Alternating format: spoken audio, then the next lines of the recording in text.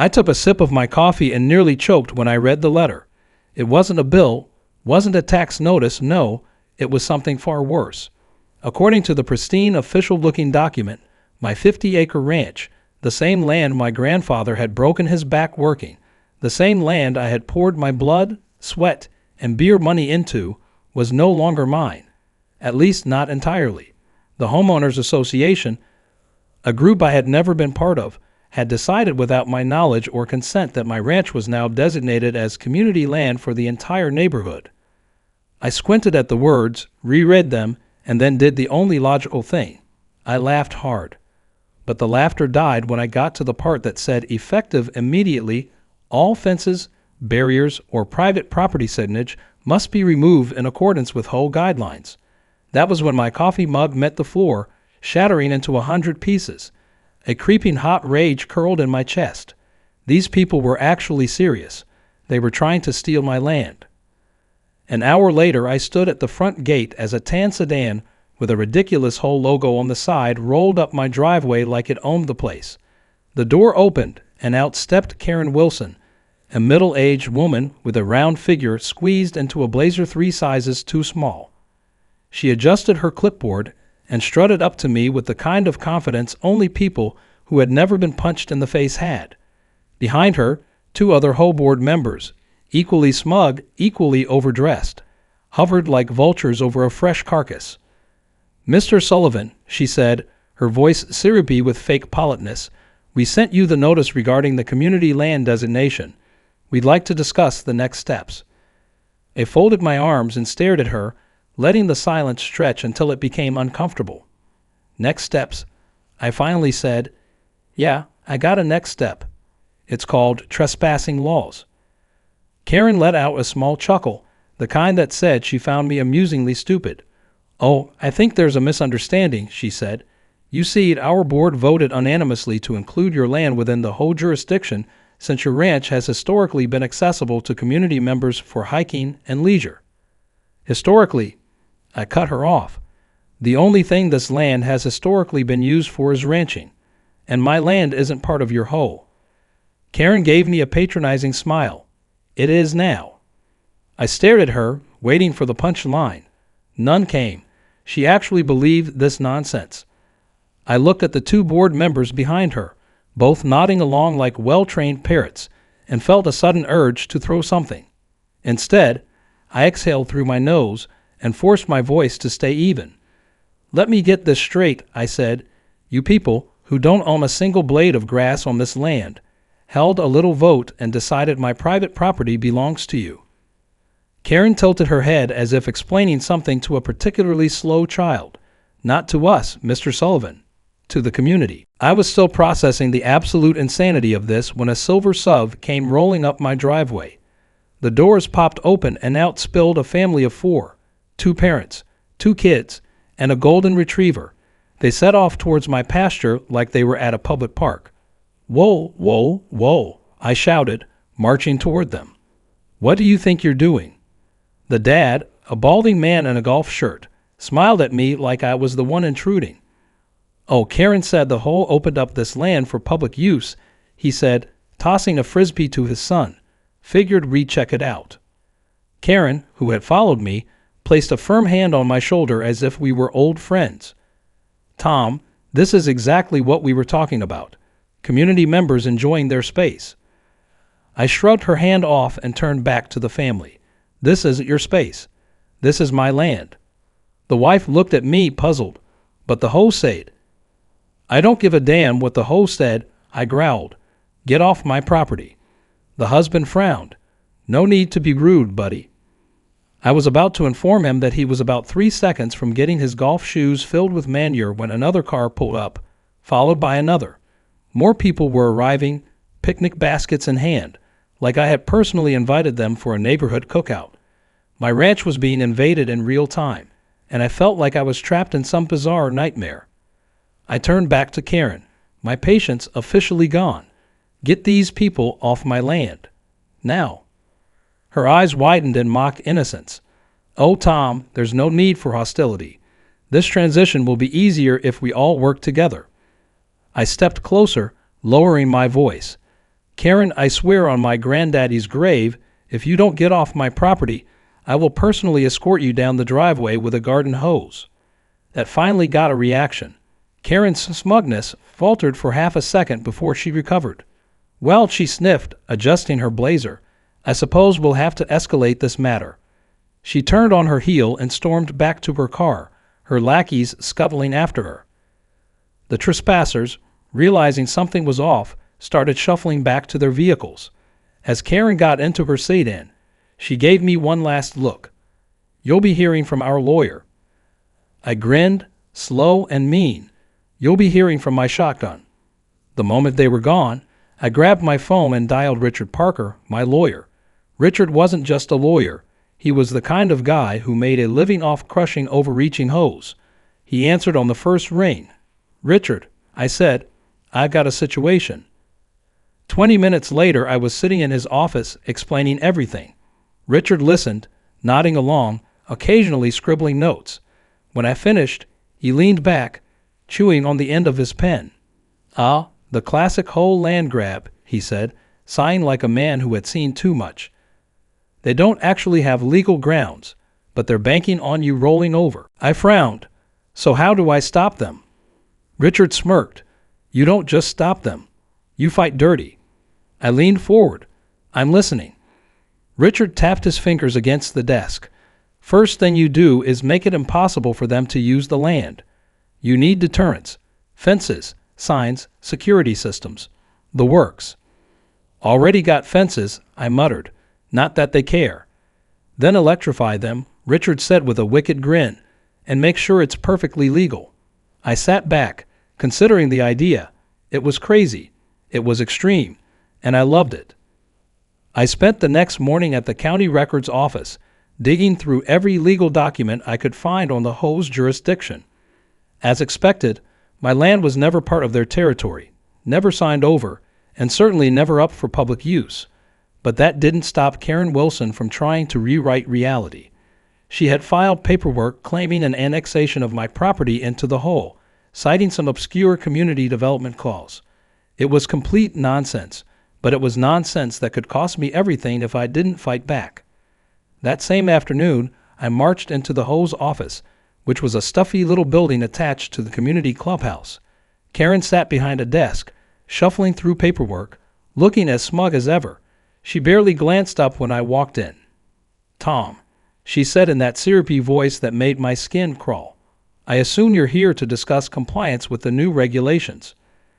I slapped a folder onto her desk. Actually, I'm here to give you a bill. Karen arched an eyebrow and opened the folder. Inside were the official documents confirming that my land had never been under HOA jurisdiction until they decided to annex it. And since they claimed my property was now part of the association, that meant they owed me. Specifically, they owed me 20 years' worth of unpaid HOA dues for the land they had supposedly managed. The number I wrote down was just over $200,000. Karen's face turned a shade of pale I hadn't thought possible. This is absurd. No, what's absurd is you thinking you could steal my land, I said. So here's the deal. Either the HOA pays me everything they owe, or we take this fight to court where a judge is going to have a field day with your fraudulent land grab. Karen's lips tightened. The board will never agree to this. Then I suggest you find a way to make them, I said. Oh, and one more thing. Until this is settled, I'll be making a few modifications to my property. I walked out before she could argue. By the time the sun set, I had ordered enough fencing material to make Alcatraz look like a playground. The next morning I got to work. The first thing I did was reinforce my fences with industrial-grade wiring. Then I installed a state-of-the-art security system. Motion sensors, floodlights, cameras, the whole 9 yards. But the best part? The electric fencing. Nothing lethal, of course, just enough voltage to send a firm message to any would-be trespassers. By noon, word had spread that I wasn't backing down. Curious neighbors gathered at the edges of my property, whispering among themselves. Some looked concerned, others amused. Karen, however, was furious. She stormed up to my gate, flanked by 2 HOA board members and a clipboard clutched in her fist. This is a clear violation of HOA regulations, She seats. Funny, I said, leaning casually against the fence. I don't remember agreeing to any HOA regulations. She huffed, flipping through her paperwork. Electric fences are dangerous. So is trespassing, I said, but since you and your little club are so determined to claim my land, I figured I'd make it more community-friendly. Karen's eyes darted to the massive lead sign I had installed near the entrance of my ranch. In bright flashing letters it read, "Warning, trespassers will be zapped." "You're out of control," she said, voice shaking with frustration. "No, I'm just warming up," I replied. That weekend, the HOA decided to test my patience in the most ridiculous way possible. They organized a massive community picnic on my land. I wasn't even surprised when I saw dozens of people setting up folding chairs, blankets, and grills right in the middle of my pasture. Kids ran around with kites, dogs chased frisbees, and someone even had the nerve to set up a volleyball net. It was as if my land had officially become a public park overnight. I watched from my porch, sipping on a cold beer, waiting for the inevitable. Sure enough, it didn't take long. One overly eager jogger, headphones in, oblivious to the world, ran straight into the electric fence.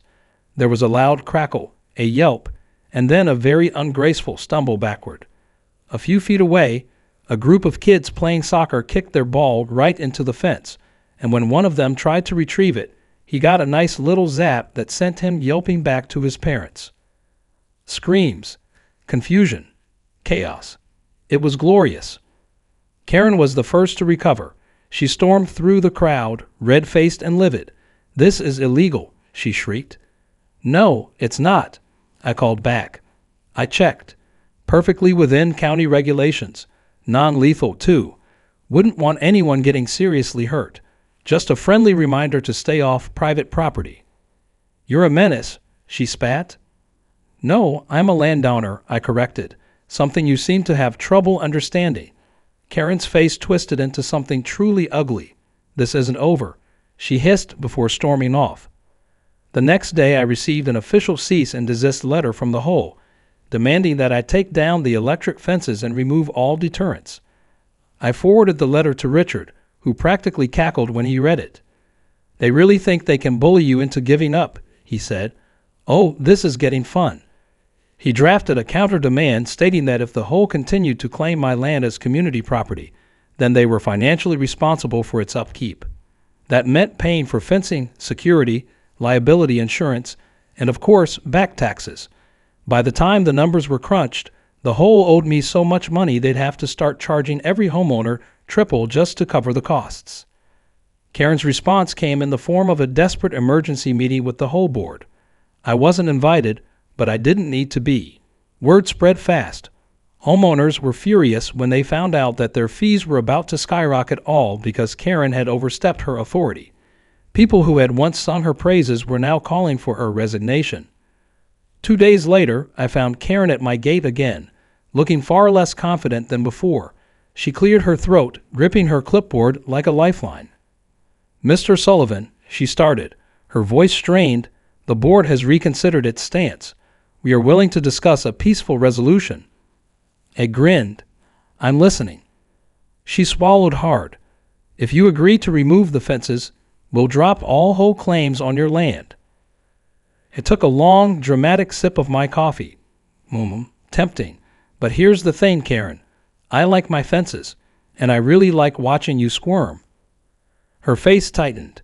"This is extortion." "No, this is justice," I said. "You tried to steal my land. You lost. And now you're going to do exactly what I say." Karen stared at me for a long moment, jaw clenched, before finally nodding. "Fine. The board will vote to officially remove your land from the HOA." "That's a good start," I said. "And one more thing. You're going to cover my legal fees." Her nostrils flared. "You can't be serious." I crossed my arms. "Oh, I'm dead serious." Silence stretched between us. Then, with visible effort, she gave a stiff nod. "Fine." I smiled, watching as she turned on her heel and walked away. The war wasn't over yet, but I had won the battle, and I wasn't done making them pay. Karen's defeat should have been the end of it, but I knew better. People like her didn't just roll over and accept failure.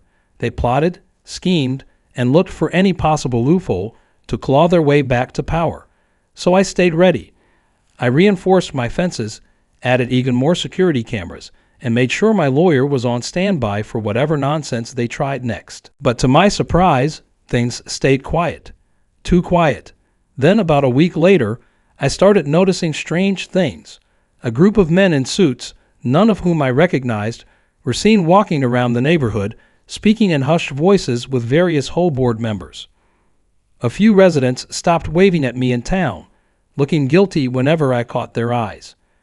It didn't take long for word to spread that the HOA was in full-blown crisis mode. Homeowners were furious about the special assessment fees Karen had tried to impose, and a petition had started circulating demanding her resignation. It all came to a head at the next HOA meeting. Now, I normally wouldn't have bothered attending one of their little neighborhood cult gatherings, but this time was different. This time they were discussing whether or not Karen should remain in charge, and I wouldn't miss that for the world. I arrived early, taking a seat near the back, arms crossed as I watched the chaos unfold. The moment Karen walked in, the tension in the room thickened. She took her usual seat at the front, but for the first time, there was no smugness in her expression, no air of superiority, just tightly controlled panic. An elderly man, Mr. Jenkins, stood up first. He lived in the neighborhood for decades and had once been one of Karen's biggest supporters, but tonight he looked furious. "We've had enough," he announced, voice shaking with anger. "Karen, under your leadership, this HOA has gone from a simple community association to some kind of dictatorship. You overstepped your bounds, cost us thousands of dollars, and nearly got us sued into the ground." Murmurs of agreement rippled through the crowd. Karen opened her mouth to defend herself, but another homeowner cut her off. "You told us Sullivan's land was legally ours." A woman snapped. "You lied, and because of you, my family has to pay an extra $5,000 in HOA fees this year. Are you going to reimburse me, Karen?" Karen's face went red. "I was acting in the best interests of the community." "No," I called out from the back, leaning forward with a grin. "You were acting in the best interests of yourself." Heads turned toward me. I stood up slowly, letting the silence stretch before I spoke again. "Karen tried to steal my land," I said, loud and clear. "She thought she could bully me into handing it over, and when that didn't work, she tried to bury me in paperwork. But she failed, and now she's scrambling to clean up the mess she made." Karen's lips pressed into a thin line. "You don't even belong to this whole Sullivan." "Oh, but I do," I said with a smirk. "Remember, you forced my property into your jurisdiction, which means I get a vote." A ripple of shock spread through the room. The board members whispered among themselves, realizing the full scope of what I had just said. Karen had been so determined to claim my land that she had unknowingly given me the power to vote on her removal. Someone motioned for the vote to begin. It wasn't even close. One by one, hands shot up in favor of removing Karen from the HOA presidency. The final count was overwhelmingly against her. Karen slumped in her seat, looking as if someone had just pulled the rug out from under her entire existence. The next day, I was back on my ranch, enjoying the peace and quiet, when a moving truck pulled up to Karen's house. I stepped onto my porch and watched with mild amusement as she stomped back and forth, barking orders at the movers. She had lost everything: her power, her influence, her standing in the neighborhood, and now she was leaving. I almost felt sorry for her. Almost. That evening I got a knock on my door. A group of HOA board members stood there, looking unusually nervous. One of them, a younger guy named Steve, cleared his throat awkwardly. "So we've been talking," he said, "and since Karen's gone, we need a new president." I narrowed my eyes. "Let me stop you right there. If you're about to ask what I think you're about to ask, the answer is hell no." Steve raised his hands. "Hear us out. We know the HOA has been a disaster lately. We need someone strong, someone who won't let power go to their head." I crossed my arms. Not interested. Another board member, a woman in her 50s, stepped forward. Tom, if you become president, you could dissolve the whole. That made me pause. Say that again. If you take over, you could vote to dismantle it entirely, she said. No more fees, no more ridiculous rules, just homeowners managing their own property like it should have been from the start. It took a long moment to think it over. The idea of running an HOA made me want to gag, but the idea of permanently putting an end to their nonsense, that had potential. I exhaled sharply. Fine. I'll do it, but only on one condition. Steve nodded eagerly. Anything. I don't want to hear a single complaint when I burn every one of your whole rule books. A week later, it was official. The HOA was dissolved by unanimous vote. Homeowners were free to do whatever they pleased with their own property. No more fines for grass that was an inch too tall. No more ridiculous restrictions on paint colors. No more tyrannical power trips. And just like that, peace returned to the neighborhood. To celebrate, I threw the biggest barbecue the neighborhood had ever seen. The smell of smoked brisket filled the air, beer flowed freely, and for the first time in years, people actually looked happy to be living here. As I stood by the grill, watching my neighbors laughing and enjoying themselves, I felt something I hadn't felt in a long time: satisfaction. Richard showed up halfway through the party, shaking his head in amusement. You really did it, he said, grabbing a plate of ribs. You destroyed an HOA. I smirked. Told you I'd fight dirty. He laughed. What are you going to do with all your free time now? I glanced toward the horizon, where my newly reinforced fences stood tall and unchallenged. Oh, I'll think of something. And with that, I raised my beer, taking a long, slow sip as the sun dipped below the horizon. My land was mine again. No one would ever take it from me. Not an HOA, not a bureaucrat, not a single soul. I had won.